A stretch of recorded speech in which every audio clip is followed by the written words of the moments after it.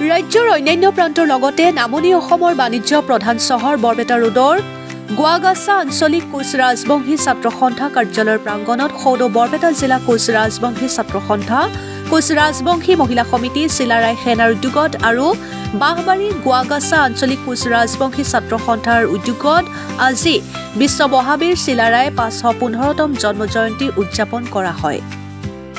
উক্ত জন্ম জয়ন্তী অনুষ্ঠানত বৰপেটা জিলা আক্ৰাছুৰ সভাপতি অজয় বৰ্মনৰ সভাপতিত্বত এখন সাধাৰণ সভা অনুষ্ঠিত হয়।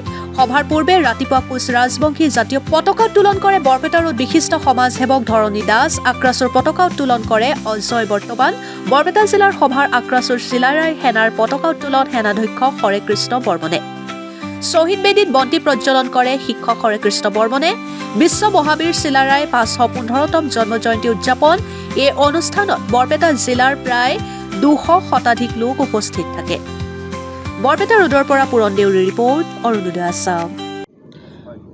হয়, আজি বিশ্ব মহাবীৰ চিলাৰায়ৰ ৫১৫তম জন্ম জয়ন্তী উৎসৱ আজি অকল অসমৰ নহয়, সমগ্ৰ ভাৰতবৰ্ষ বুলিও ক'ব লাগিব। কোচবিহাৰৰ আদি কৰি আজি সেই সমান্তৰালভাৱে আজি আমি বৰপেটা জিলা কোচ ছাত্ৰ সন্থা, কোচবিহাৰ মহিলা সমিতি, চিলাই সেনা আৰু এই অঞ্চলৰ ৰাইজৰ সহযোগত আপোনাৰ গোৱাগাছা বাঁহবাৰী আঞ্চলিক আক্ৰাছুৰ কাৰ্যালয়ত আজি আমি অনুষ্ঠিতভাৱে বিশ্ব মহাবীৰ চিলাৰায়ৰ জন্ম জয়ন্তী উৎসৱ আজি পালন কৰিলোঁ। আৰু তাৰ লগত সংগঠিত ৰাখি আমি এটা বাৰ্তা দিব বিচাৰিছোঁ। বিশ্ব মহাবীৰ চিলাৰাই তেওঁ এজন মহান বীৰ, মহান যোদ্ধা আছিল। অকল বীৰে নহয়, তেওঁ এজন সাহিত্যিক, চিকিৎসক, বহুত গুণ তেওঁৰ এইখিনি আছিল। আৰু যাৰ কাৰণে তেওঁক বিশ্ব মহাবীৰ চিলাৰাই হিচাপে নামাকৰণ পাইছিল। চিলাৰায়ৰ যিখিনি আদৰ্শ, সেইখিনি আদৰ্শ আমি অনুসৰণ কৰি আজি আমি বিভিন্ন দিশত আগবাঢ়ি আছোঁ। আজি আমাৰ বিশেষকৈ কোচবিহাৰীসকলৰ যি সমস্যা, পৃথক কৰ্মতব্য ৰাজ্য পুনৰ গঠন আৰু জনজাতিকৰণ, আজিৰ এই পবিত্ৰ দিনখনৰ পৰাই আমি অসম চৰকাৰক এটা বাৰ্তা দিব বিচাৰিছোঁ যে কোচ ৰাজবংশীসকলৰ দীৰ্ঘদিনীয়া দাবী পৃথক কৰ্মতব্য ৰাজ্য পুনৰ গঠন আৰু জনজাতিকৰণ, এই দাবীখিনি অতি শীঘ্ৰে সমস্যাখিনি সমাধান কৰক, অন্যথা কিন্তু এইবাৰ কিন্তু কোচ ৰাজবংশী ৰাইজ জাগিছে। অকল সংগঠন নহয়, বৃহত্তৰ অসমৰ যি ৭০ লাখ কোচৰাজবংশী জনগোষ্ঠী, এই কোচৰাজবংশী জনগোষ্ঠী কিন্তু জাগিছে।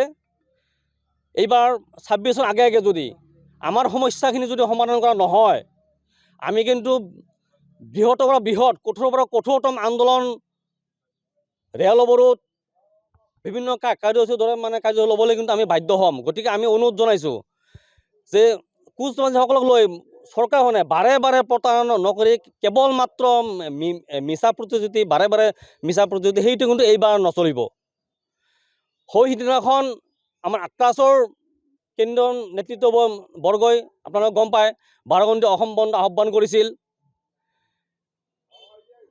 অসম চৰকাৰৰ জ্যেষ্ঠ কেবিনেট মন্ত্ৰী সন্মানীয় পীযুষ হাজৰিকাৰ আলোচনাৰ জৰিয়তে আমাৰ বন্ধৰ কাৰ্যসূচীখিনি উঠাই লোৱাৰ কাৰণে অনুৰোধ কৰিছিল আৰু সেই মৰ্মে আলোচনাৰ মাধ্যমত আমাৰ বন্ধ স্থগিত ৰখা হৈছে। কিন্তু আমি দেখিবলৈ পাইছোঁ কেৱল মাত্ৰ বাৰে বাৰে আলোচনাৰ নামত আলোচনা আৰু কিমানবাৰ আলোচনাৰ নামত আলোচনা হৈ থাকিব। গতিকে ইমান ভিকুবানা নহয়, ইমান আলোচনা নহয়, আপোনালোকে কাম কৰক, এইখিনি আমি আশা ৰাখি আমাৰ এই আজি পবিত্ৰ এই দিনখনৰ পৰা আমি চৰকাৰলৈ এখন বাৰ্তা প্ৰেৰণ কৰিছোঁ। ধন্যবাদ। আজি বিশ্ব মহাবীৰ চিলাৰায়ৰ ৫১৫তম জন্ম জয়ন্তী উৎসৱ। আপোনালোকে সকলোৱে জানে বিশ্ব মহাবীৰ চিলাৰাই কেৱল ভাৰতবৰ্ষ বা অসমৰে নহয়, গোটেই পৃথিৱীৰে এজন বিখ্যাত বীৰ আছিল আৰু তেওঁক বিশ্ব মহাবীৰ বুলি আখ্যায়িত কৰিছিল বিখ্যাত ইতিহাসবিদ আৰ্নল্ড টয়েনবিয়ে। যে তেখেতে ৩জন বিশ্ব মহাবীৰক তেওঁ বিশ্ব মহাবীৰ হিচাপে স্বীকৃতি দিছিল। তাৰে ভিতৰত ১ নম্বৰ হ'ল বিশ্ব মহাবীৰ চিলাৰাই, 2 নম্বৰ নেপোলিয়ন বোনাপাৰ্ট আৰু 3 নম্বৰ হ'ল ছত্ৰপতি শিৱাজী। যে এই তিনিগৰাকী বীৰৰ বহুমুখী প্ৰতিভা সম্পন্ন আছিল। তেওঁলোকৰ বহুত গুণ আছিল। তেওঁলোকে কেৱল যোদ্ধাই নাছিল। তাৰে বিশ্ব মহাবীৰ চিলাৰায়ৰ কথাই মই কৈছোঁ যে তেখেতে একেধাৰে সুনিপুণ যোদ্ধা, সেনাপতি তথা সুচিকিৎসক, সাহিত্যিক আৰু সুশাসক আছিল। তেওঁ তাৰমানে বহুমুখী প্ৰতিভা সম্পন্ন ব্যক্তি আছিল। আৰু আনকি আমাৰ অসমে যিজনক লৈ আমি গৌৰৱ অনুভৱ কৰোঁ, জগতগুৰু শ্ৰীমন্ত শংকৰদেৱ, সেই শ্ৰীমন্ত শংকৰদেৱকো বিশ্ব মহাবীৰ চিলাৰায়েই কোচবিহাৰত স্থান দিছিল আৰু তেওঁক সংস্থাপিত কৰিছিল। আৰু তেওঁৰ ছত্ৰ ছায়াতে থাকি গুৰুজনাই আজি কীৰ্তন, ঘোষা তথা অন্যান্য সাহিত্য ৰচনা কৰি অসমীয়া সাহিত্যক সমৃদ্ধ কৰিলে তথা অসমীয়া জাতিটোকে তেওঁ জীয়াই ৰাখিলে। আৰু সেইগৰাকী বীৰকে তেওঁ স্থান দি তেওঁ ছত্ৰ ছায়াত ৰাখি তেওঁক সাহিত্য চৰ্চা তথা ধৰ্ম প্ৰচাৰ কৰাৰ কাৰণে সুবিধা কৰি দিছিল আৰু ভেলা মধুপুৰত তেওঁক সংস্থাপন কৰিছিল। আমি এতিয়া যদি কোচবিহাৰলৈ যাওঁ, মধুপুৰত আমি সেই কীৰ্তিচিহ্ন বা তেওঁৰ সেই স্থানটো আমি এতিয়াও দেখিবলৈ পাম। যে আজিৰ এই পবিত্ৰ দিনতে সকলোকে চিলাৰায় দিৱসৰ শুভেচ্ছা জনাইছোঁ। লগতে মই অনুৰোধ কৰিছোঁ যে সেই বীৰগৰাকীৰ যি আদৰ্শ, তেওঁ যিটো মহান আদৰ্শ আমাক দেখুৱাই গ'ল, সেই আদৰ্শৰে যেতিয়া আমি চলিব পাৰোঁ, তেতিয়াহ'লে আমাৰ সমাজখন, জাতিটো আগবাঢ়ি যাব। ধন্যবাদ।